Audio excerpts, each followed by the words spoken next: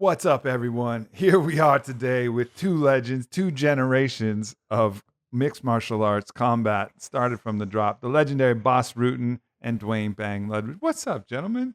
Doing great. Hey. Doing awesome. We're Doing together. awesome. Man, We're always doing great. So you just did a seminar to open up Bang Muay Thai Austin. It was so dope. 115 people all doing the same combo at the same time. That shit was intense. It was like one of those old school martial arts movies where you get Enter like the Dragon. 300 Enter the people Dragon, in a courtyard doing the same thing. Beautiful to see. It is. It is.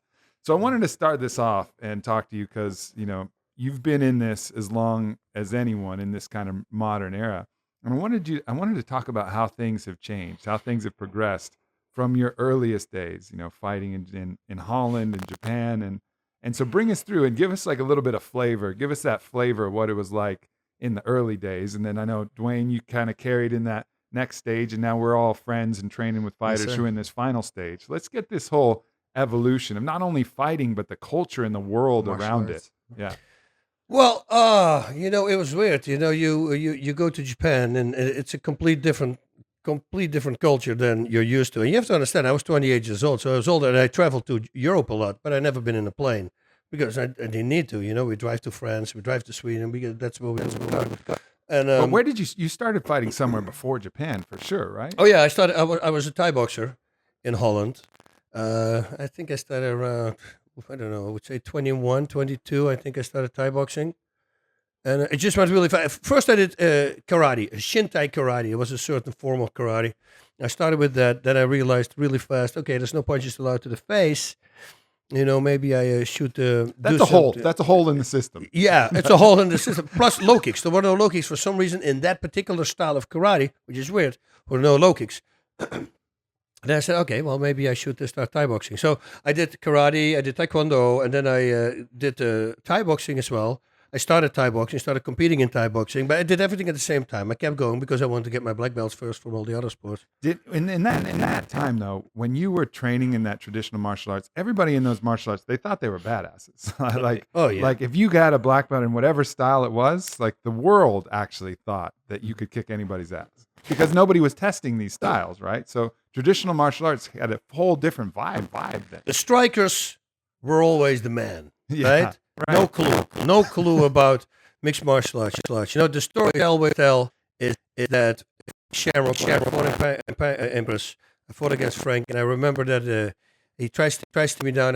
I stand back up, and he goes, no, come on the ground. And I go, no, come on, man, stand up fight like a man. I said, and when I see myself comment now, I go, I was such an idiot, and, because then many months later. I saw a day before I went. We were walking on the street with a lot of guys, all the fighters. We were walking on we're roaming the Japanese streets, and suddenly we hear hybrid wrestling, Pancras, and it was the announcer voice. And we're looking. There's this giant building. There's a huge screen, like the screen I've ever seen in my life. We're talking. I mean, 30 yards, and a giant screen. And the first thing we see is me now, the guy. I go, whoa, so this is the preview of who's fighting. So all the fighters there were excited. And I have John Blooming with me. John Blooming is next to Masoyama as the highest decorated Kyokushin guy ever. And he's behind me. And this guy sits in a half guard from a fighter. And I'm early in my stage. I don't know a lot about submissions. And I see him grabbing the heel and falling back. And the guy taps. So I'm turning around and I look at John Blooming. I go, I got to remember that. That's a cool move. Right? So the next day I'm fighting and I'm in that situation.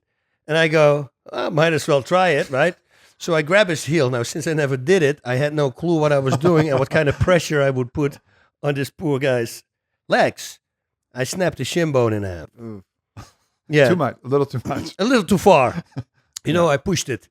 And that was scary. And then that's the moment when I realized I'm such an idiot saying, stand up, fight like a man. Because the ground fighting, if you think about it, you can pretty much dislocate or break any joint, bone, whatever there is in the body. Mm-hmm. Anything. I can dislocate your shoulder, break your arm, snap your leg, dislocate your knee, dislocate your ankle. I mean, whatever I want to do, I can do. That's a big power to have. And I can choke you out. And while you're out, I can do all that stuff also. And dirtier things. And just if you want. Oh yeah, hide the Tabasco bottle, right? You remember all that thing? So No, I don't remember hide the Tabasco. Oh no, you don't remember that? No, I don't remember that. Oh, that was I did the street fighting DVD, and I said now there's somebody I'm explaining. There was all ad libbed, you know. There was no script for that thing, and I start talking about now if this guy was really bad to your wife or something, and you just choked him out, you can always play a fun little game called "Let's try to hide the Tabasco bottle." Pull the pants down, put it in there. So. Better than hide the malt vinegar bottle or like the ketchup bottle or the Jack Daniels. It's a square bottle. That's even worse. Yeah, that's the final level. So going back. Imagine if you woke up and someone is shoving a Tabasco bottle in your ass. You're like, what? My head hurt. What? Why? First, take the top off. Numb it a little bit with the Tabasco. Shake it a little around, push it against the anus, rotate it a little bit, and then just go. Palm strike. Palm strike. It was pancreas. Palm strike. So I want to go back though to the culture in Holland when you're fighting, because I've been friends with Heath Herring. You hear the stories. It sounds insane in Holland. Like the kickboxing culture sounds insane. It sounds like it's still a little crazy, but not like maybe it was in the older days. It's we were very blessed with having all the best fighters on the planet. Remember, it was Rob Kamen, Miller Goebli, Andre Brilleman, all these guys, Manhart, all these guys from Majiro Gym. They were rocking it. They were killing people over there in Thailand. Vos Gym, Ernesto Hoost. These guys were just unbelievable strikers. Yeah. And what those trainers did, Jan Vos, they said, hey, listen, the Thais, we see them kick, but they don't really punch. If we bring our boxing and we tie that together with low kicks and with kicks, start combining it, I think we can do a lot of damage over there. And then they went over, and sure enough, also like Roman Dekkers, and they start just destroying the Thais. I remember there was the Jaap Edenhal. It's a big place in Holland where all the big fights were. And we would always go there. Like almost every month there was a big fight. And one time I guess the Dutch had said, when they said, the Dutch had said that they could beat the Thais. And the Thais, they were very angry about it. And they said, okay, we'll do 4 world championships in Holland, in the Jaap Edenhal. And we broadcast it, we streamed it live to Thailand. And they got all 4 knocked out. And that was a culture shock. Yeah, everybody was like, what's going on here? So the Thai boxing level was really high. But then you had fights like Orlando Wheat versus Hippolyte. These guys, when they fought each other, they were friends. They were not friends, but they didn't, there was no animosity, but for some reason, every time these guys fought, it was an insane fight. It was with elbows, they had full Thai rules. They jumped up, like literally jumped up, wrapped the leg around the other person and started elbowing down on the collarbones. It was the craziest thing ever. And the Dutch, man, we ate it up. I remember we had Benny the Jet. This is such a cool story because Benny, he was an incredible striker. Mm-hmm. But without low kicks. So, and of course, everybody tells him, yeah, but can you hold low kicks? Can you hold low kicks? And I kept on going. And of course, he took the bluff one time. And he says, okay, I'll go to Holland. Man, it was like Rocky in Germany or in Russia. Everybody was booing when he came up. And he fought this, I think Iwan Spang was his name. Black guy, super explosive, just a killer. And he started destroying Benny Jet, his legs. I have no clue why Benny the Jet kept standing. But, after 2 rounds of doing that, Benny the Jet starts finding the nicks, finding this and that, and suddenly he starts coming back, right? And it goes harder and harder. So now he already gets more people were started to root for Benny the Jet. Sure. And then this Dutch guy starting to get tired, and he starts spitting out his mouthpiece every time to get extra breath. It ended with that, everybody was for Benny the Jet. Mm-hmm. And everybody was booing. Every time he spit out his mouthpiece, the whole audience, the Jet came in, they hit him, he walked out, he was the hero of the night, knocked him out, I believe, in the 4th or the 5th round. Wow. Incredible fight. You see that happen in some fights where a fighter will just show so much heart that they'll come in the underdog, they'll be in the wrong city, the wrong place, and no matter, even if it's, someone going into Brazil, and they come back and they show that certain character, you can't avoid but to cheer for that individual. And the Jet, Benny the Jet, man, I saw some fights of this guy. What a unbelievable striker, so good, warrior. Great hands, and his kicks, his spinning back kicks to the body. It was so incredibly fast. Fujiwara, I remember there's a knockout against Fujiwara. Dude, when you hear the impact from that kick, and Fujiwara, he was top of the world, and he just planted a freaking back kick to the body. crippled him. You know, Yeah. it's insane. Yeah, he was, and he still is. This guy can pretty much still do everything. He's like 65 years old now. That's great. So when did you go? When did you go, Duane, to Holland to start the training? My first training in Holland was in 2002 when I went to train with Ramon Deckers. Mhm. But so I met Sensei Rutten when I was 19 in Colorado. Mhm. I had a local promoter bring him out. So I've already knew who he was and watched his tapes and everything. And then a local promoter brought him out to be a special guest, right? And I was fighting on the shows, which were called the Lone Wolf Invitationals. So then again, they brought Bas out. He was the special guest, and everybody loved him, of course, right? So then after the fights, after the tournament, he would do a seminar. So then I'd fight on the tournament, then I would always win those tournaments for my weight bracket, whatever. Next day I do a seminar, and then I'd always want to keep training with Bas, right?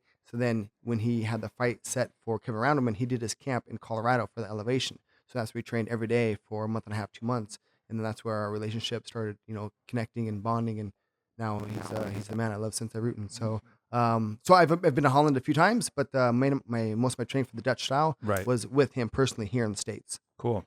Yeah. What is it? But I still don't understand why Holland. Like, why is this the hub of kickboxing the way we know it? Because even right now, you're watching Glory. I mean, the Dutch style is winning the majority of the championships in the fight. Like, where did that come from? Why? I don't know. My conspiracy theory is that we're such a tiny country. You know, at that time it was 14, 15 million people. That's the entire country. Mhm. You know, I always say, if you hold your phone like this is the size of Holland. From here to here is 200 miles. You know, when I would leave my town and go to Paris, that's the same distance as me driving to Vegas from LA. So people have no clue how small it is there. And then the French are pretty good with kickboxing as well. And we have some Germans also. So they're Savat, yeah. And they all, everybody started just competing. And I think for some reason the people loved it. And you have fights every week. You know, no, like here, you have small shows and you have big shows. And there's, you wouldn't call it smokers, but there's still shows in a gym, you know, but people really go full. So it's a lot of people do it. And then when a lot of people do it, momentum creates momentum, and then all of a no, sudden. but it's Greg Jackson's camp, right? You're You right. go to Greg Jackson's camp, and all these guys, they're good. They're a great coach. I understand that, but they're all great fighters. They all make each other strong. So the more back fighters come there, the stronger they get, and that's in Holland too. You get all that talent, and they all train with each other. Yeah, then you become really good. Yeah, that classic iron sharpens iron. You talked about Heath Herring. Heath Herring was fighting on that tournament that Sir. we put on in Colorado. And he won his tournament, but his striking didn't look good. And he asked me, if you were in my shoes, what would you do? I said, I'll set you up in Holland. And can you imagine, you're the great wrestler that you are, with your submission game, if you learn how to strike. And he took it to the heart. 2 months later, he went to Holland, lived there. I mean, speaks the language, fluent. I was amazed when I heard him speak, like almost no, with the accent from where he lives. Mhm. It's amazing. So, but he took it to the heart, and he skyrocketed. He started at the Pride Fighting Championships, Yep. right? And that's where he was born.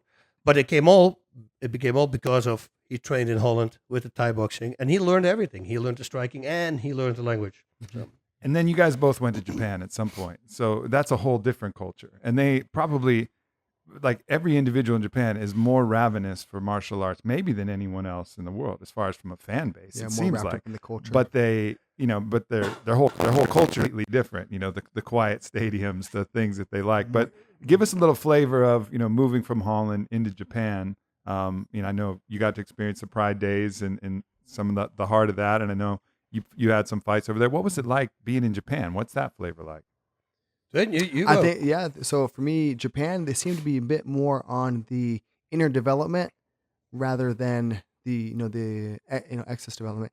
So they really appreciated someone who was going to slow down and take the time and put in the effort and the heart, like we are just talking about Brandon the Jet Urquidez showing so much heart in the ring. They really appreciated that. They really appreciated what you brought from within rather than the characteristics from the outside. So what it's like, it's awesome because it's super quiet. I can always hear my corner. I can hear my wife yelling. So it's always good to hear that. Here in the States, you don't always hear your corner. So when I first fought, actually my first trip to Japan was with Sensei Rutten when Joe San actually fought for the best, right? And Ramir Randavardi fought also. And then it was Pride 19. Don Fry and Ken Shamrock fought. Okay. But anyway, for that, but anyway, Japan, they just seem to be a bit more, again, focused on the inner development of the human being and the spirituality of the arts itself. So it was just much more calmer for me to go fight. I felt more focused and more just more determined.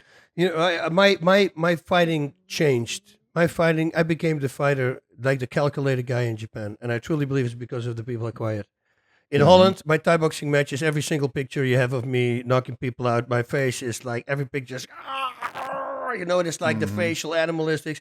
In Japan, it's like, you know, there was no more facial expressions, and I was, wow, what is going on? This is so weird. Like when I knocked my first guy out, 43 seconds, and then the next time when I came back, there were all these magazines, and they have like 5 different kinds of magazines. You have 6 pages in every magazine from all the fights. It's so badass, you know. You go through these magazines, and I was literally looking. I go, oh man, this is crazy. Look at me. And then when I saw myself fight, I go, wow, it blew me away. I think it was also it were 2 things. It was the people are calm. I like when I cannot go on a busy night shopping. That is not a good thing for me because I pick up all the negativity and all the crap from the people, and it affects me for some reason. And I think in Holland everybody's screaming. Everywhere in the world people are screaming, but there it was so quiet, and for some reason that did something to me. And then the other thing was, of course, that I just found out on the day of the fight that there were no weight classes, and my guy was like 45 pounds heavier,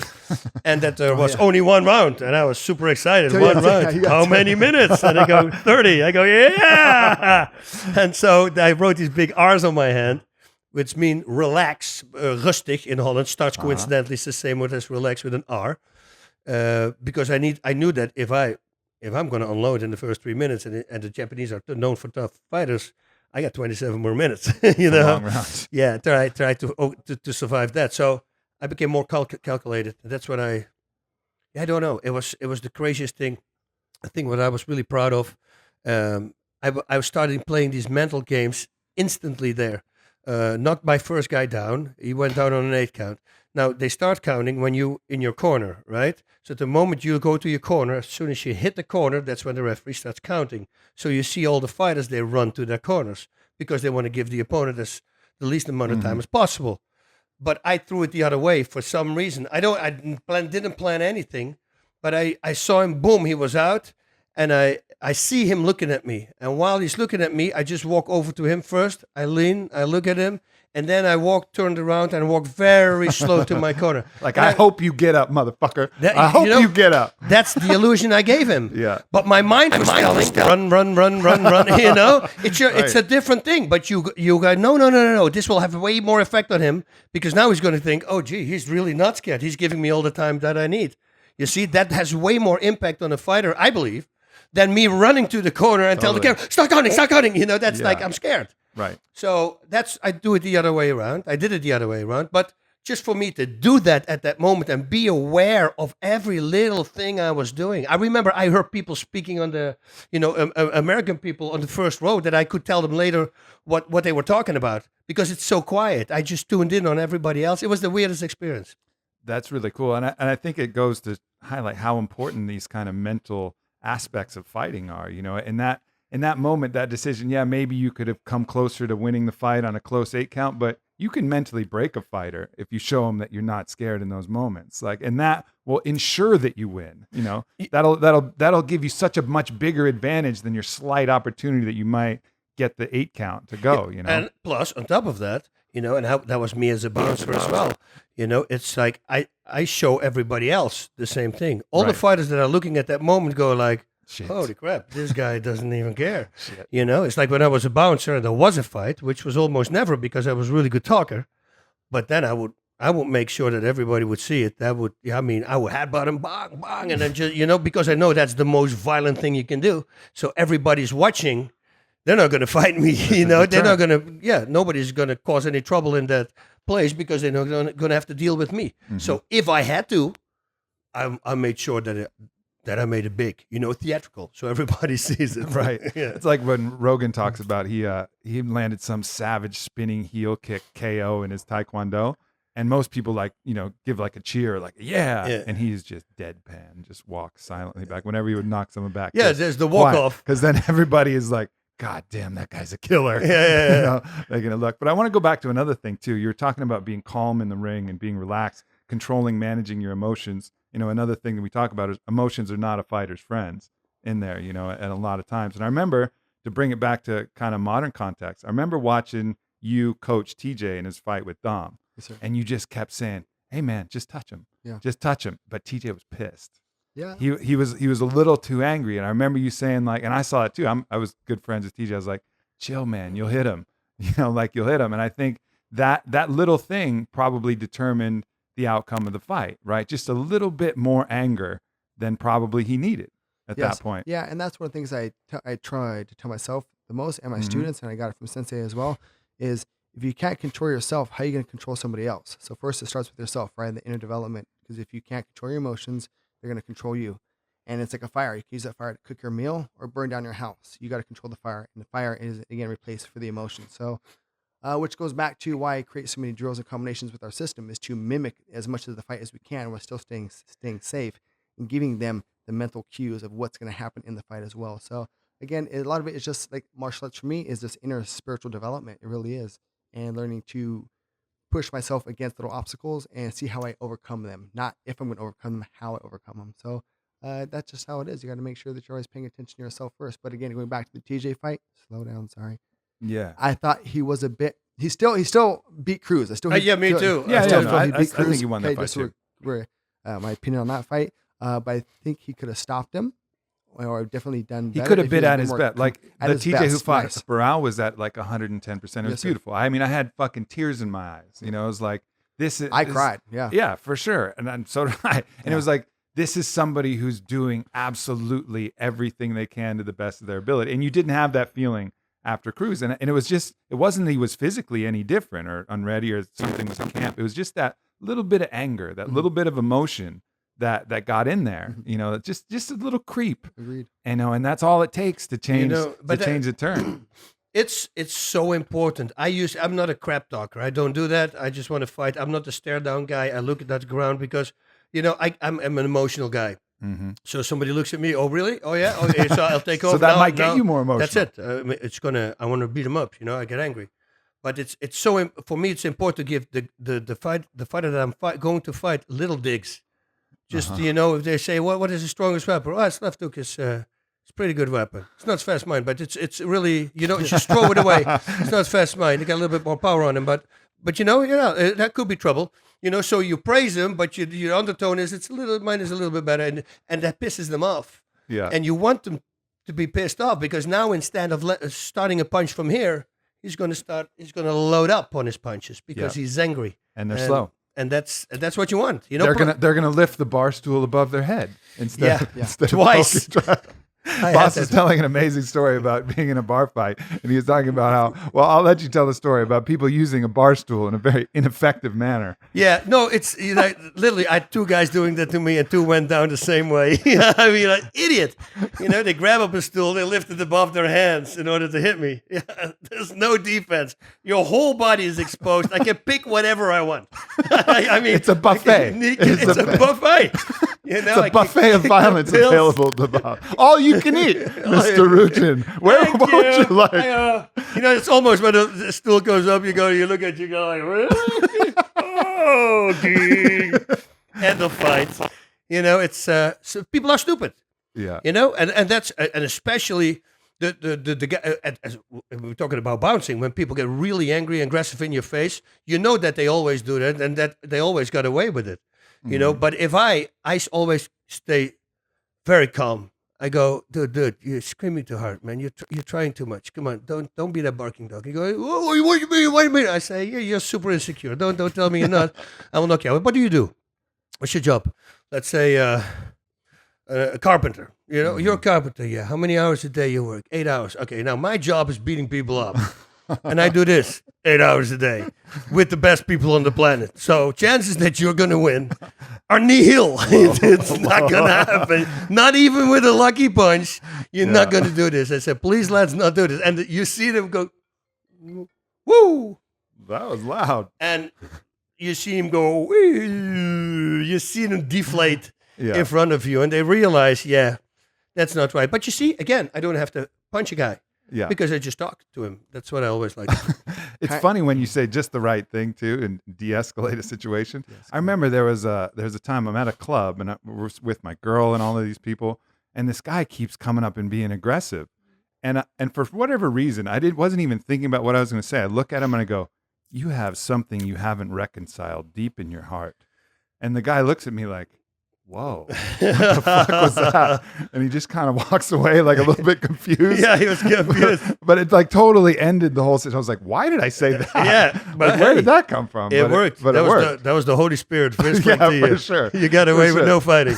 Exactly the right thing. So let's talk about, you guys both had, amazing, careers and experiences in the UFC. Talk about that transition. Then now we've gone from Holland to Japan and then fighting for the UFC in some of its earlier days. You start with the UFC. Well, my first UFC fight, well, I actually had to beat UFC champion outside of the UFC to get into the UFC. Yep. So I thought that was funny. Is when I fought Jens Pulver and was able to stop him in the first round. Mm-hmm. But going back, I guess, to controlling the emotions, he was southpaw and I was orthodox for that fight. And trained a lot to go away from the power to step to the left, right? Or to step to your left, correct. And then as soon as the bell started, I go to my right into his power. So then what's he do? He throws his power. So I pull away and I'm like, oh man, I could have countered him.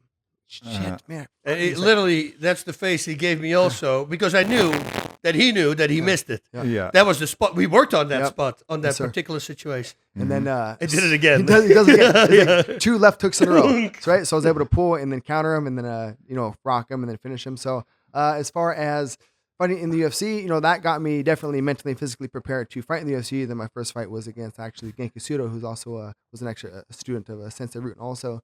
So I actually I made sure to get clearance from him. It was okay if we fight, and he's like, for sure, it's just business. So my first fight again in the UFC was against Genki Sudo, and that was in I think 2002. What did maybe the 2003. organization feel like then? Like what was it? I never really cared about what it felt like. I always focused on myself. I was always, I knew since I was a child, 2 things were going to happen. 1, I was going to be a world champion. 2, I was going to have my own academy in Colorado.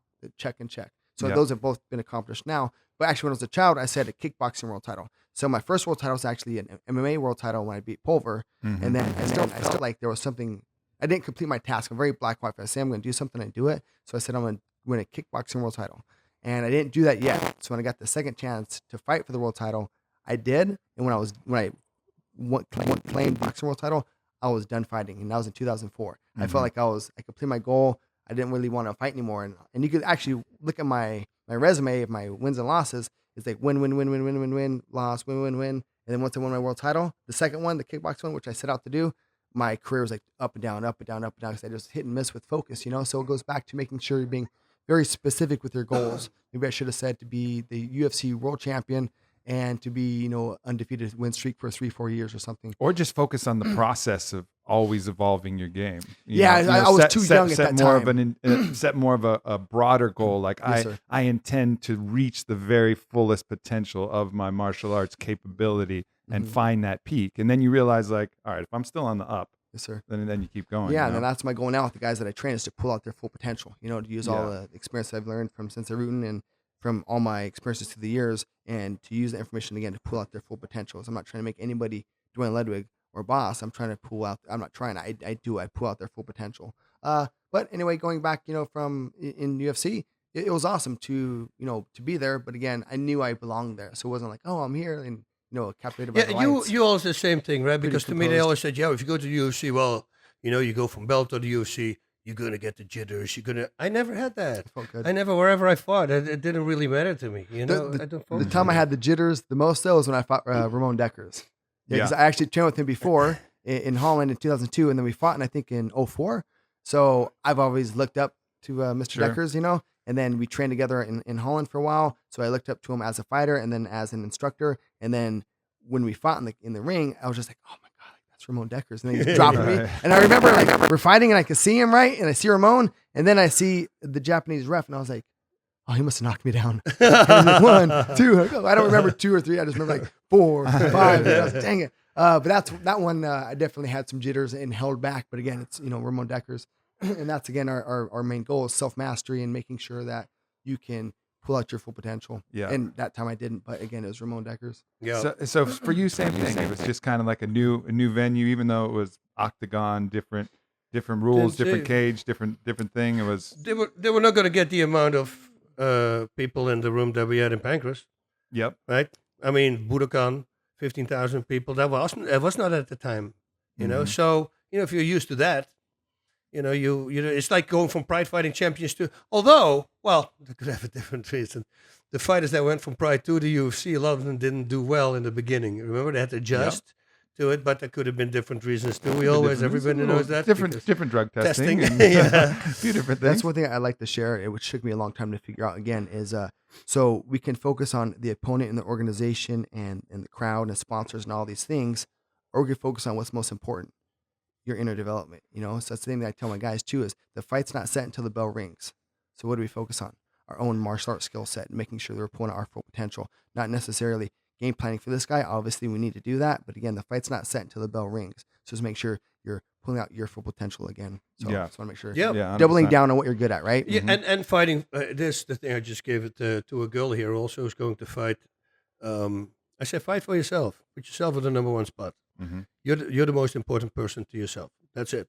Yeah, but I have family. No, that's not. You're the number one. Oh, but that's no. But if you start thinking about family or other people, what they think about your Puts fighting, more pressure on you. puts more pressure. More on pressure, more fear, more thought. That's it. Less action in the present moment, and And then you're going to not gonna lose, perform and as well. that's going to affect your family. But Right. if you say, I fight for myself, that actually is going to benefit your family way more. Yeah, it works. They're not, and it always works. You want to take. There's so much pressure already. When you're talking to these fighters, you want to take that. You want to take that off. Like when I see a fighter in there and they crack that little smile, not that cocky fake smile, but the same thing that Michael Jordan had before he hit a game-winning shot, or Kobe Bryant, that little bit like, all right, like Yeah. here we are. Then I know I'm like, all right, they're in the moment. They're enjoying this. Yeah. And when they're like that, they're just fast. They Yeah. have access to that magic. It's like a little electricity that's in them. So they don't have to think about the counter. The counter's just there. Yeah, how's that going to happen? Yeah. Constant repetition, right? So Repetition, again, yeah. as close as we can to the fight while still staying safe. Mm-hmm. So quality repetition, grasshoppers. Quality repetition. Hi.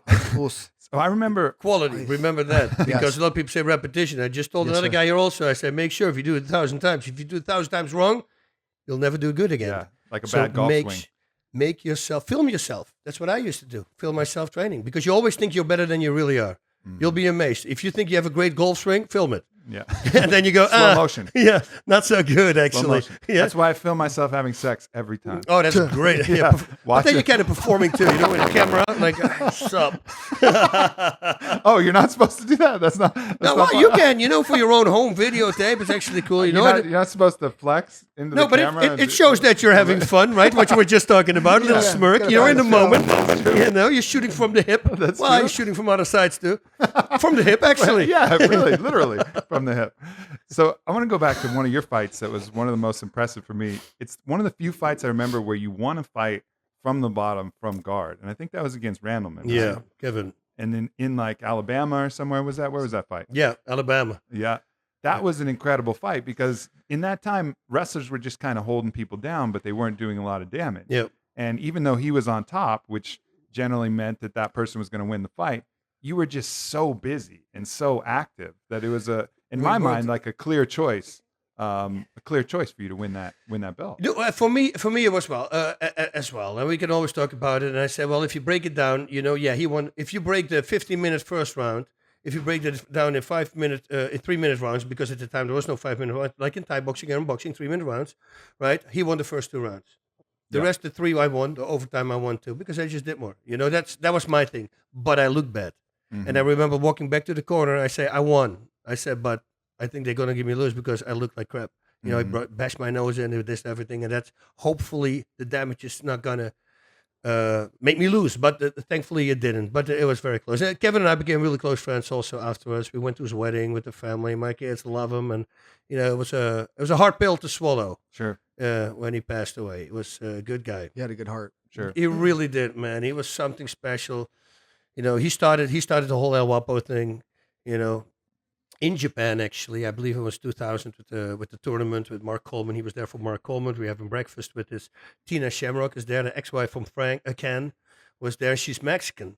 So we were talking about the movie The Three Amigos, and I was already always calling myself the most handsome fighter in NHB, we would say at the time. NHB, There was no that's MMA. fine. Yep. And so Bruce Buffer would announce me like that. And we have the most handsome fighter in NHB, and Bas Rutten, it was awesome. So then when I've asked, I said, what does El Guapo mean? And she said, because El Guapo in the movie is that ugly bad guy. Yeah. And she goes, "It's the handsome." I go, "Oh, that's funny." And then Kevin started. When he left, he says, "Okay, Wapo, see you in a bit." And that was it. The next, Coleman, when they started, say, "Hey, Wapo, what's up?" And boom, suddenly everybody started calling me Wapo. Guapo. Yeah. Not bad. Yeah, it's fun. So what do you guys think about the UFC right now in its current state? Fast forward all the way to present. How has the sport evolved? How has the fan base evolved? What's the game now as opposed to what it was then? I'll say with the new owners, which are, from what I understand, an entertainment industry management group, they are pushing more along the lines of the entertainment rather than the martial art and setting up the matches that should be happening because of the ranking and the earned status. So it's they're owned now by an entertainment group, so that's going to make sure that they're putting the fights on that are the most entertaining, not necessarily the guys who actually deserve the title shot, like hence Yoel Romero or what TJ Dillashaw had to go through to get another title shot. So, but again, they're doing what they need to do as a business is sell tickets and make sure they create the buzz. So that's happening. Well, you have to then look at the landscape. You have to say that's a factor. Like, how does a WWE guy become champion? Like, people think, oh man, it's all decided. Well, it's not just decided randomly out of a fucking hat, or they just decided. It's the person that's engaging the crowd in a way that would drive more people to the seats and drive more people. So it's almost like you just have to realize it and recognize that there's another factor at play. And that factor is getting people to give a shit. Like, the fighter's job is to win fights and to get people to give a shit if they want to maximize their opportunities for the current business. for the current business. And I think it's important for fighters to realize, like, you gotta look at what is actually happening, the current environment, and that's the environment. You got to do two jobs if you're gonna maximize your money and maximize your opportunities to continue to get those title fights and to get the best fights you want and to have leverage. The thing is, though, that they threw all the baskets or their eggs in one basket. They thought as well too, McGregor and Rousey. Ronda, yeah. And I think that if now they would come in, I don't think they would do it. Because now, okay, McGregor, yeah, but Rousey, well, we don't know what she's going to do. McGregor was a wild card. That was an unavoidable basket. Yeah. I mean, he's just so good at both of those things. Yep. So good at bringing what he can inside. And also, I mean, he's one of the best shit talkers that's ever. Yeah, it's awesome. amazing. Yeah. It's just amazing. And also when you meet him, he's such a good guy. It's like he knows exactly what he's doing and exactly what he's saying. And he's not repetitive. He doesn't say, like me in interviews, if I talk about my life, I say the same story. I talk about my life. He has a way to say the same thing, but completely different. Right. That's a gift. He's going to have a big pro wrestling career. I guarantee you that. He's going to be the smallest guy in pro wrestling, but he's going to be huge. You just want to hear him talk. That's what I'm most excited about the Floyd fight. Is not the fight. Is that they get to talk shit to each other. Yeah. They get to talk shit to each other for a couple months. I hope that like that's going to be amazing. Yeah. That in itself. Let's talk about that though, because everybody wants to hear about it. Do you think he has any credible shot at doing anything in that boxing match? We would say it's a puncher's chance. Puncher's chance, but yeah. it's a very low chance against. Mayweather is probably the best defensive boxer out there, right? I mean, right.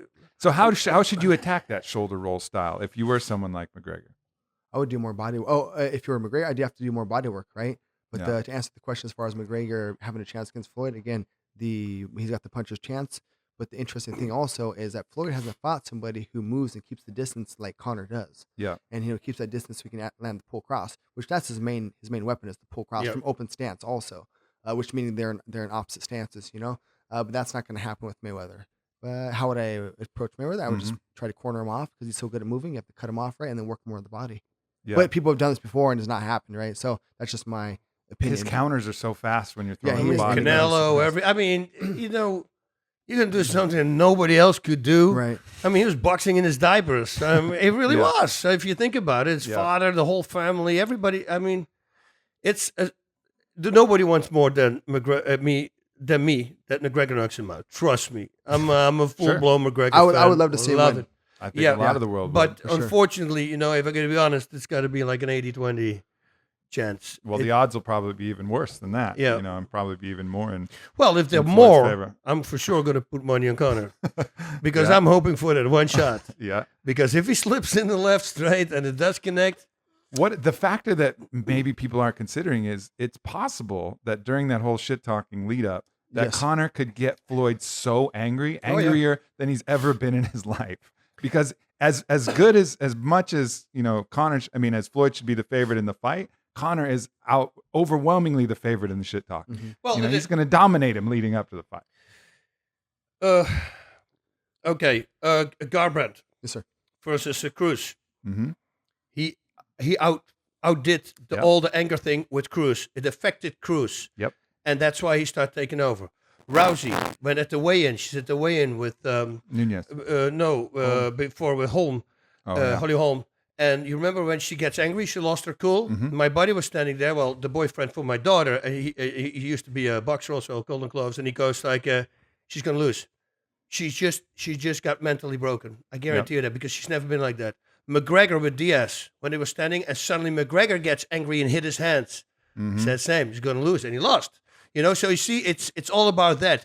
If you're used to being constantly the guy who does that, and somebody does it a little bit better suddenly than you, that's a hard pill to swallow because now he's inside your head and you can't fire back because it bounces off, so to say.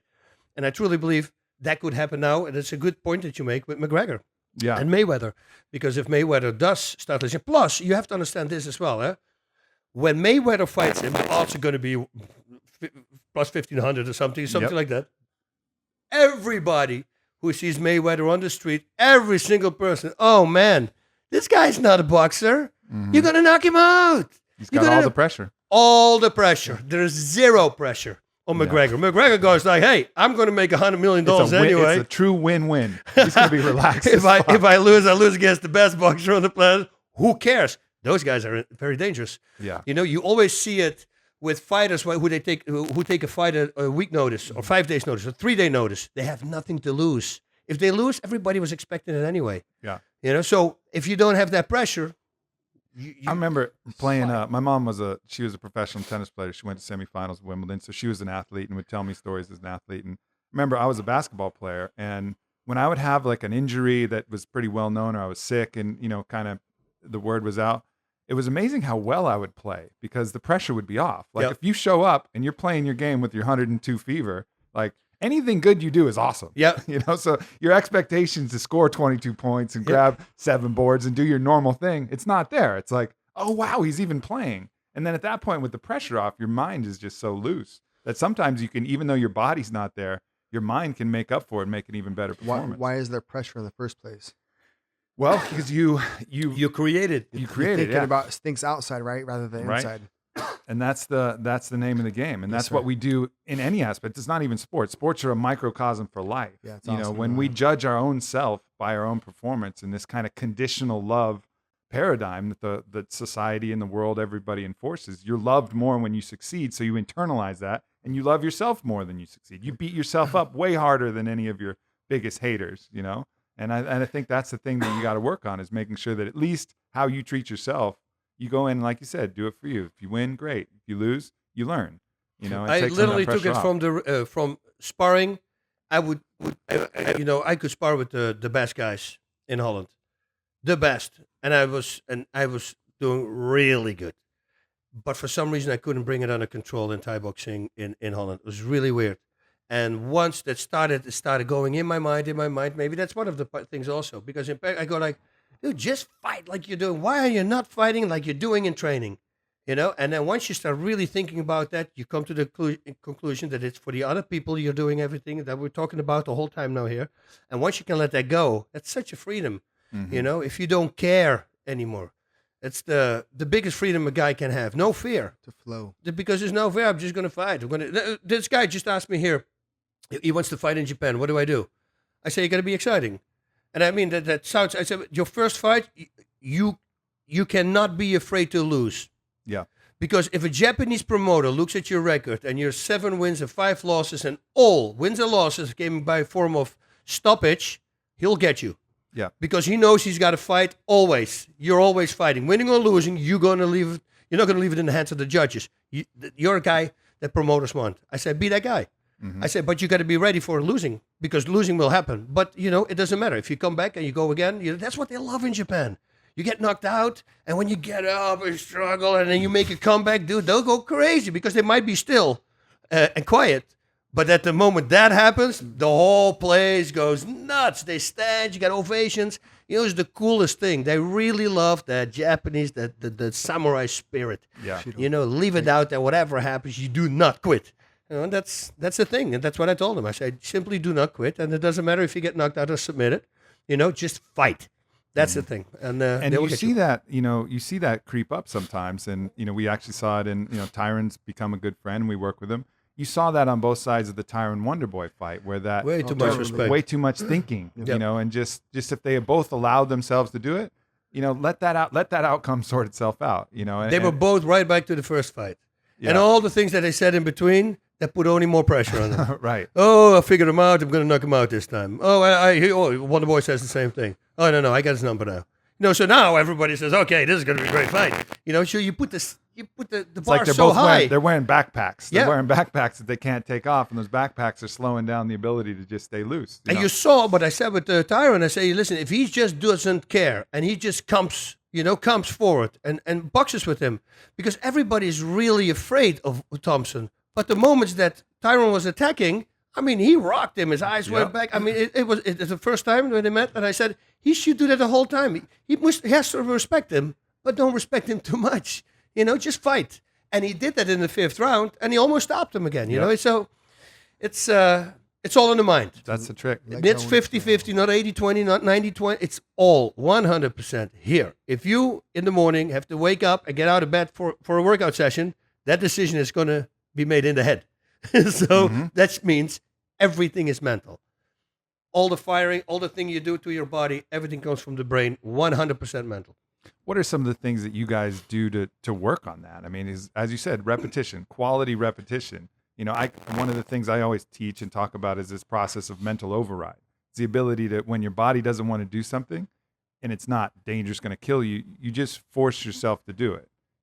Make that thing happen through your body, and just practice that. And I give the example of, I don't really like cockroaches much, and I really don't like to grab them. But if I see one in the house, my body says, smash it with a magazine or put it in a cup, take it out. But I'll force myself to gently grab it with my hand and take it out, because I'm training my body to do something it doesn't want to do. I do And for the me, same stuff. that's like a quality rep. And I think that's got to be important for fighters as well. You got to be able to override these things, these signals that are coming from the body with your consciousness and say, consciousness, you are in charge. You are driving the ship. Let's fucking do this. You make a combination. I give a 1-2. And somebody kicks underneath, and that's a hard liver kick. I got to watch out.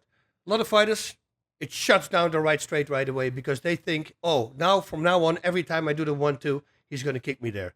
It's your mind plays tricks on you. The guy could have been just lucky. Maybe he wasn't even waiting for your right straight. He just threw a left kick and it got underneath. Always do it again. Where I learned that? When I was young, always in the pool every morning, because I was a severe asthma patient. So I had a pool very close to my home. I was always swimming before I went to school. Swimming. But I loved the diving board. Somersaults, do all the crazy stuff, handstands, and making crazy flops and flip-flops and back, all that stuff. And those times that you fall really flat, really hard, and it hurts really bad. And right away, the coaches there say, right now, go back. Because if you don't, you're not going to do it anymore. If you start overthinking this, tomorrow you're going to be afraid to do it. Yeah. And that was the trick. And I remember going to a corner with a bike, and I was 12 years old, and I slipped because there was sand there. I fell hard, and we had to go to school, and we were racing to go to school. We were too late, and my friend says, "I say you go to school. I got to go back." And they go, "What do you got to go back?" I say, "I got to take this corner again right now." So what are you talking about? I said, "Otherwise, I'm not going to take it anymore like this. I want to go." So I ran back, went same speed. I went to the corner. See, it was just an accident. Yeah. It was not always there. You got to just tell yourself, no, he was just lucky at the time, or I just had bad luck at the time. You hit something. It's not all the time going to happen. And if you step away from that, you take the risks, then you realize, like in training, when you play around, hey, everything works. Once you put restrictions on things become more serious, and that affects you. Isn't that how you started to get the idea for the O2 trainer from the asthma attacks? For asthma attacks, yeah, that's where I literally, it would be a week or 8 days in bed, not able to eat, not able to almost drink water because I couldn't eat, I couldn't breathe. But my track and field, if I would restart my track and field afterwards, I would break my running times. And then I realized, what's going on? Is the medication I'm taking? What is going on here? And then I saw a picture of a pair of lungs in the doctor's office and where the pipes to the lungs, it's not the lungs that are infected, it's just the lung pipes that go to the lungs. And I realized when I saw that, the infected area, I go, oh man, I've been working out my lungs for 8 days straight, all day long. I've been pulling air into that little infected area. Let them work really hard, let your core work really hard to pull that air in. So I actually made them stronger. Now with the infection gone, my lungs are stronger. It's easier for them to pull air in.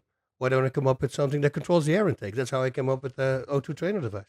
You see, Makes everything. sense. Crazy how things come about. It's funny how that works. Well, resistance creates adaptation. Yep. That's the basic fundamental element of the body. And when you have resistance, your body adapts and you become stronger. And then you remove that point of resistance and you're stronger. First, out of all the people on the planet have had asthma attacks, for him to figure out that aspect right is genius. Yeah. It was cool. Yeah, you're really good at breaking things down very Breath, detailed. breath is one of those things that I think is also very underrated, as part of in any training cycle. We got the chance to hang out here with Wim Hof here at the, and he did a whole seminar. We put 5,000 pounds of ice in our swimming pool and he put us through the whole thing. And it was really interesting because one of the things he had us do was we did the hyperoxygenation, the Wim Hof breathing, and then we did a breath hold at the bottom of our breath. So there was no oxygen in our lungs. And then he said, he's like, all right, how many push-ups? Think about how many push-ups you think you can do normally. And then after doing that session with no air in our lungs at the bottom of our breath, just having been oxygenated, we started doing push-ups. And I was 30% higher than I was in my own personal record. It was really remarkable what oxygen, being able to pull oxygen into the body and how that oxygen fuels the ATP, which then fuels the muscles. It just changes the dynamic. It's the number one priority in your body. Yeah. Water, 3 weeks. Food, 3 months. Average person. Air, 3 minutes. It's the number one. So focus on the number one. It's the number one for a reason. So if you make that stronger, everything becomes stronger. What do they do if they give you these crazy hard work? I do this whole qigong thing now that they do for my nerves. Very painful. I mean, with the quarter, the scraping, that it's an insane pain. But what do they say constantly, which I'm already doing, is breathe in, breathe out. You got to keep breathing deep because that will take care of the pain. It will help you with the pain. But if you that never works. Keep the body flowing. Flow with the breath. All right, well, we got you here. When we're wrapping this thing up, we got to talk about TJ and Cody. Yes, sir. We got that big fight. And, honestly, my opinion is this is great for both of these guys. Like a warrior needs worthy opponents, and this is an opportunity for them to not only grab a piece of that spotlight, which is really important, especially for that division, these two guys, but have somebody that offers that resistance, that grindstone to each other's swords that's going to make them stronger. But you're in a unique perspective. I've had Cody on here talking. He's confident, and I'm sure you're confident in TJ's corner. What do you see from that fight? What are you looking forward to? What do you feel like sharing on that? What I'm looking forward to is exactly the same thing that we need to look forward to with the Cruz fight, is making sure that TJ is going to be calm and composed and do what he needs to do. From the Cruz fight, you've seen he was a bit emotional, right? And then you watch this fight against Lineker, totally different. Smooth as butter. Not as much, obviously, Cruz is great at shit talking, so he got, a little bit under TJ's skin then. TJ learned from that. Lineker didn't get under his skin. He was pretty cordial leading up to the fight. But that was a great test for him to control his emotions and get a lot better, which is why I recently promoted him to black belt, because one, from that fight, and then two, being on Ultimate Fighter and seeing him coaching, because obviously he's a ninja in the cage and in the gym as far as his personal performances, but can he coach? Can he teach? That's why I asked Sensei, is it okay for TJ to get his black belt? Can he coach? Can he teach? Or after watching him on the show, 100%, he's a phenomenal instructor. So he was able to earn his black belt. But what do I look forward to in that fight is, again, TJ doing what he needs to do. What we all need to do is focus on ourselves and making sure we're pulling out our full potential. So once that happens, he will be wearing the belt in July. Beautiful. What do you see, boss? What do you see in that? I'm going to see a lot of movement. That's, but we know that with TJ. But I think TJ is going to get it. I don't, needless to say, I'm biased, but I'm just, when I see him, I thought he beat Cruz also. So, and the people go, yeah, but it's like, but Jermaine de Rondami. Oh, Bas Rutten only says that because he's from Holland. I say, oh, so that's the reason why you think the other one won, because you're from America. So you're doing it, and now you expect me that I do it too? No, I'm unbiased. Yeah, sure, I like her. But, people have to understand that if I mess up on that, it's a bad thing. So it's I don't. If I give my honest opinion, that's my honest opinion. It's not because she's Dutch. It doesn't have to do anything with it. But all the Americans who say, no, it's just because you're Dutch, well, you're doing it, right? I didn't say it to you. You said it to me. So that means you are actually doing it, not me. Sure. This is a reflection thing. You know, it's like telling people, oh, you shouldn't drink, you shouldn't do that. And then look at your own life and you realize, oh, shit, I'm doing actually all these things that I'm telling, you know. It's preaching and actually doing it. There's a lot of difference there. Lead by example. Lead by example. And I truly believe that she won that fight. Done. If you break it down, we watched it twice with the sound off, no commentating. And I truly believe. I also believe that when the commentators kept going over those punches for a whole freaking round, oh, she hit him after the belt, let it go. Because they planted all the seeds for all the people who were watching, and now they dislike her. And once you start disliking somebody, you watch your fight differently. Of course you do. You start looking at the opponent, what she does, and say, turn it off, rewatch the fight, don't listen to the commentary, see what you think. You know, and that is, to me, like Mauro thought that Holm won. And then, but I said, did you see the fight? I saw the highlights. I said, let's watch the fight. And we watched it without the sound. And he was literally like me, like, oh, okay, that's Jermaine. Oh, that's Jermaine again. Well, I don't see, Bells, what's going on? She won everything. I said, I'm telling you, that's what I thought so as well. And there's a talk about, you know, the kick in the head, and she's Danish, you know, can that be a day and 8 round? Can she have one round? Sure. You know, but I just thought that Jermaine Randami won more rounds. Mm-hmm. And that's it. And when they walked back to the corner and they made, the only thing that Randami is doing, throwing a kick and a punch. Well, Holm, you were doing the same thing. That was the only thing you did. Only the Randami connected every time with those big punches. You see, so...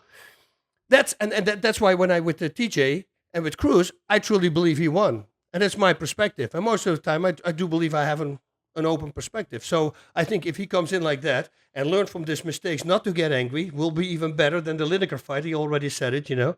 I mean, this is the guy that you talked about 4 years ago. That he said, "Mark, this guy, you brought him to my gym," and he was pretty much nobody knew him.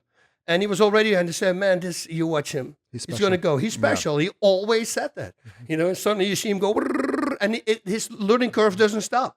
Yep. He keeps on going. All these crazy kicks coming out with the hands and the mobility and everything. He's just a supreme athlete. Yeah, you definitely have to get better because with the constant evolution of the human species in general, and then along with the martial arts, you always got to improve and get better. And what's next, you know? Orthodox and a southpaw, then there's a whole world of in between the stances. Obviously, again, keep repeating to control the mind. This is such a fucked up fight for me because I'm friends with both of them, but I'm also awesome. So incredibly excited to see it because there's not a fight on the whole card, on the whole schedule, where if both of them bring their best, that I'm more excited to see what happens. It's one of the things, you know, they fought many a times in the gym. They might as well get paid for it, right? Right. So, you know, the thing with me is this, and there's also another thing with me. If two guys are fighting, you know, if you and Genki fight, right? I got to be separated, but it's what I always say. Even TJ fights now, okay, against Garbrandt. And if TJ would lose, well, that's what happens. Mm-hmm. You know, we don't win everything. We don't lose everything. You know, it's just the name of the game, and you're going to have to... You know, that's the whole thing here in America now with Trump, for instance, right? I mean, the freaking liberals cannot let it go. I mean, last time, I didn't want Obama, but, you know, I said right away after, Obama won. Okay, well, then we have 4 years of him. Yeah. I never said anything, every day, Obama. I mean, come on, stop it. You know, just why don't you wait? Wait for 2 years, see what he does. Don't try to jump on the top. Yeah, listen, I know he's not a good choice, but the other one was worse. And so I think he actually has a better chance of making this country good again. But give him a chance, because if you don't, I mean, he's constantly getting attacked. Give the guy a little bit of space. Yeah, but he just chill out a little bit, maybe. No. What he should do, he's a complete idiot with those stupid tweets. I mean, listen. He does stupid stuff. It's like I said, we were dealt with 2 bad cards, right? But I chose that one, you know, because I know the stuff that goes on in Europe, it's going to happen here if she was going to stay, and it's a bad thing. We don't want that here. Sure. So I knew that 100%, and pretty much every European who lives here would do the same thing. I guarantee you that, because we know. But, you know, it's like... You've seen the movie tweeting before. No, Meryl Streep, you know, when he says, I know you were underestimated. Dude, don't be a 6-year-old kid. Meryl, I always loved your movies. I'm sorry that you were thinking like this. I'm sorry. I wish you all the best. That's the tweet you should send, right? Yeah. Why are you so resentful, and every time the anger, and they're like, no. That's a stupid thing he does. He should stop that. He should. And I think if people have had the kind of the training that any martial artist goes through, you learn a sense of humility. You learn a sense of what you are. There's a reality that he is not privy to. The reality that he's created around himself is everybody saying yes, and if you don't, you're it's fired. yes, man. Yep. In the gym, if you create that environment, you know, in which I don't know Ronda's camp, but a lot of people saying that even Ronda's training camp was a lot like that. Fighters who couldn't really hit her in the face. I heard don't that know also. If, By I don't know other if that's guys. true Yep. or not. But if you create that situation, she's not going to be the best fighter. And Yep. if you're a president and you create a situation where you have a bunch of people saying yes to you, whatever you do, All the time and never you're not going to losing. be any good. If I'm a CEO and I don't have people who agree with me, I'm going to be a shitty CEO, and it's going to suck. Yes, You know, because I'm going to make mistakes. I'm going to see things with a bias. I'm not going to be able to recognize the truth sometimes. You need people to help you. That thing with Schwarzenegger when he did when you're fired, whatever the show is, you know, when Yeah. and then he says his ratings weren't as good as mine. That's the thing that he tweets about Schwarzenegger's first show, and I go, "Are you serious? How old are you?" You know, I can understand that they lie, and they do, they really do, they do both ways. But right now he's got a lot of lies that he has to deal with. But I mean, just let it react on that. Yeah. No, this is what happened for real. But those childish things, let it go, dude. You're gonna be such a people are gonna love you if you do that. But I don't know if he can, because exactly what you said, is surrounded by yes men. Mr. Marcus, what was your response in the club again for someone who wants to fight? You have some underlying issue that needs to I be said, resolved. you have something unreconciled deep in your heart. Something you need to reconcile deep in your Yeah, heart. so You just different. blew his He mind. needs blew his mind. he needs a DMP trip. He Trump does. does, Yeah. He needs a mirror held up, not this painted, you know, whatever that's fucking Sleeping Beauty mirror that shows him exactly what he wants to see, but a real one. That's all the pretty parts, all the ugly parts, and let him just look at that thing. There's actually a ritual with one of the most challenging plant medicines in the world called iboga, and it comes from the country of Gabon in Africa. And as part of the initiation into the tribe and into holding that I medicine, was going to say you that. take iboga, and which lasts like 36 hours. You're awake the whole time, Wow. and the whole time you're looking in a mirror. So you're on one of the strongest psychedelics in the world, and for 36 hours you're just looking in the mirror and looking at yourself. And the point is, like, if you want to be a part of the tribe in the greater whole, you better know yourself, motherfucker. Like, Yep. you better know all the demons, all those things that you have inside, and come to peace with those. Realize what they are, see them for what they are, ultimately forgive them, send them love, and transcend them, move past them. You know, but you have to look at yourself first. You know, the Indians do something like, what is that stuff they take when they're 21? Peyote. Yeah, right. And because that's when I like that with mushrooms. Yeah. Because if you take mushrooms, I mean, I remember the first time I took mushrooms, and I'm not the guy who takes a lot of mushrooms that I start seeing things, because I don't like that. I'm afraid of that because my mind, it works really weird. You know, I'm going to see the worst things. I know my mind. So I take a little bit. You don't feel anything, but I remember one time we had the bed in the kitchen. My wife and I met when I had a one-room apartment. So I had no money, no nothing. She's not with me because I'm famous, trust me. Because I had my whole apartment was smaller than this thing. But, you know, I was laying on my bed, and there was just a ceiling, just a regular straight ceiling. And I go, oh my God, that ceiling is so beautiful. Look at this. You know, and you see the beauty in everything. Totally. And that's what they do with the peyote. You see nature like you really have to see it. When you take mushroom, when you look at a tree, it's almost like you can count the amount of leaves that are on. Everything is so sharp. You respect everything. The food is better. Everything. And I go like, wow, for some people, sometimes they should use that.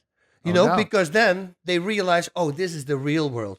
But we're so watered down. Everything becomes, you think a beer, you know, and then after one beer for a kid, you go, hey, I feel really good. But guess what? That one beer becomes in 2, 4, 5, to get the same effect becomes way more. That's the same with your mind. Mm-hmm. You know, you're happy, you see all these beautiful things, but you're used to it.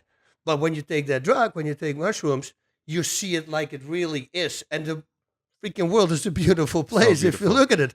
You know, that's what more people should do. We become numb to it. I think you can call it hedonic tolerance, was a term that Jason Silva talks about. It's this ability where anything that's pleasurable, anything that's beautiful, you get used to it over time. Yep. And then you do something like take the right amount of mushrooms, it just wipes all that away, and you get back to that state of awe. Like, holy shit, that's You know, beautiful. one of my biggest things was, it was so cool. It was with Peter Ertz was there. There was some other fighters as well. Peter Ertz, 3-1K1 champion. We were both out. It was Dynamo Open Air. There's a big freaking rock concert with all these different bands that come. And Rage Against the Machine is playing. And we got backstage tickets. But to me, backstage tickets means on-stage tickets. You know, so I'm drunk. I took some mushrooms, and I'm seeing. I go like, oh, this is good. So I prayed, please let somebody make me a picture. The the lead singer is singing, and while he's singing, I'm walking on stage. I go in front of him, and I'm to the audience like this. Yeah, and then I hear the security, get these guys off the stage. Oh no, and the security answers back. They go, do you know who these guys are? You know, so it was hilarious. And I go, please make a picture, somebody. This is the best picture. 125,000 people. Wow. Oh, dude. And then I remember I saw, if I thought red, I saw everybody who was wearing, people who had a gum package. I swear to God, I will pick everybody out who had red. And I go, wow, this is weird. Blue, and I open my eyes, blue. Oh, you know, it was the craziest thing. Yeah. Ah, beautiful. There's so much beauty available for us in this world. You know, if we get out of our heads, if we're able to just really see everything around us, be present. Man, this is the best video game we could ever create. Einstein said it. You know, he said, "Listen, this." Even Einstein, he said, it has to be a design." Yeah. That's even Einstein said it's impossible that this is not a design by something more powerful. You know, it really is. If I go through the mountains with us, where I live, it's beautiful now, especially with all the water that we had in California. I mean, it looks like freaking Scotland. Beautiful. Everything's green, beautiful, different kind of, and you walk and you see so I go, man, the world is really beautiful. You know, enjoy it. You know, do something nice. Hell yeah. Well, the world is a more beautiful place for having you two guys in it. Absolutely. It's been a pleasure appreciating everything that you guys have done. So thank you so much. I appreciate you. The time. I appreciate Anna. I appreciate Sensei. Yeah. Literally changed my life. You know, love you, brother. And now I'm in the position to help uplift and inspire and help others become better human beings through martial arts. So no doubt. This is the guy. When I met him first, you know, his opponent wasn't there at the event. Oh yeah. And so I said, well, we need an opponent for him. So I grabbed the microphone. This was the Wild West. And I go, anybody in the audience want to fight? And this one guy, like 30, 45 pounds heavier than him. Oh, I'll fight him. I'm like 150 pounds at the time. Yeah. And he dropped and kicked him in the head. The guy's out. He go, I like this kid. That's how we pretty much. So I always knew who Sensei Rutten was. Yeah, that worked out well. So I'm glad that might happen. Yeah. Beautiful. Well, thank you so much, guys. I appreciate it. Much love. Sir.